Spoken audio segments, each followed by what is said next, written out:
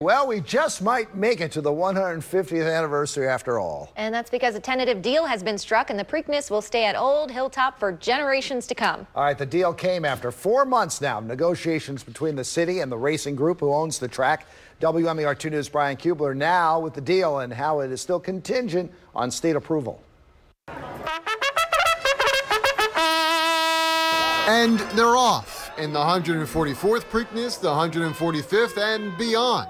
The Stronach group in Baltimore have finally reached a deal. It really is the most creative solution, but one that does not impact the general fund of the city or the state in any way. Former Baltimore Development Corporation President Bill Cole helped broker this deal. Basically, it would direct the money from an existing racetrack renewal fund to not only improve Laurel for year-round racing, it would create a brand new grandstand, track, and infield for Pimlico, too. But Old Hilltop will be more of the special events track to Laurel's year-round site, with Pimlico hosting the Preakness, maybe even a Breeders' Cup. Outside of those events, though, Baltimore's newly realigned track will allow for community athletic fields in the infield, a flexible clubhouse, and new lots along Northern Parkway and Park Heights for the city to redevelop for the neighborhood. 2 different facilities serving 2 different needs. A distinction Alan Rifkin, who represented the Jockey Club in these negotiations, says was key. The Orioles don't need 2 baseball stadiums. The Ravens don't need 2 football stadiums. So you have to then have a purpose for the 2 facilities, and they can't be contradictory. They have to be complementary. And that was what we did.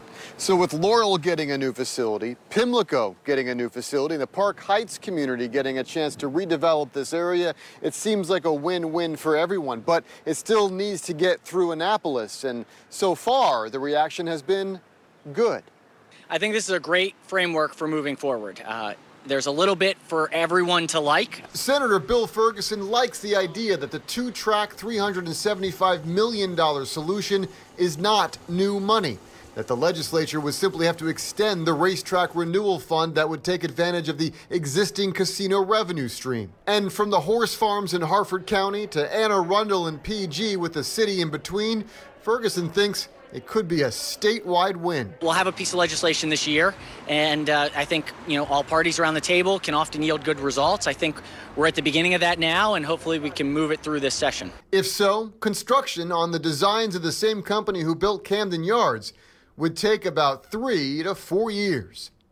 In Baltimore, Brian Kubler, WMAR 2 News. I know what you're saying. Well, are they going to run the Preakness through the construction? Yes, the Preakness will continue to run in Baltimore even through the construction period. Now, we've heard a lot from lawmakers who like this idea. We reached out to the governor's office for comment, but we have not yet heard back from Larry Hogan.